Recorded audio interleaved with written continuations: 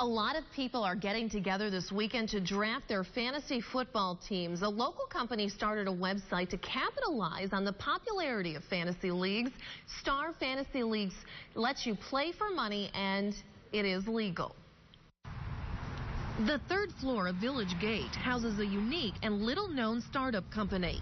Season or daily? We created a daily harvest league. Yeah. Star Fantasy Leagues was founded 2 years ago by Zach Stanley. It's a website where people can play a variety of games, from season-long fantasy leagues to daily and weekly contests. It's a very interesting industry. It's very cool, and we're growing very fast. There are perks to working here. Employees set their own hours, and the open layout is designed to foster creativity. We treat adults like adults here. If you work with us, as long as, everybody does their work, we have relative autonomy. I mean, everybody has their own freedom.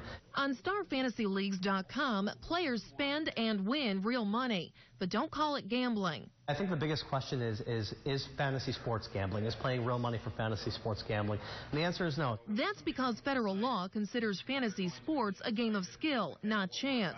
Star Fantasy Leagues is constantly monitoring the legal landscape. Some states look at gaming law differently than others. We don't operate in those states, and we have effective controls to make sure we're not breaking any laws. Star Fantasy Leagues has 2,000 users and is adding more every day. Star Fantasy Leagues has had interest from big investors and companies wanting to license its technology. There are 11 workers now, and the firm has plans to double in size in the coming months. I think that we're going to grow significantly. That's the reason that our space is so big, and we're continuing to add new people. One of the reasons Star Fantasy wanted to remain in Rochester is that it's finding talented software developers who went to Rochester Institute of Technology.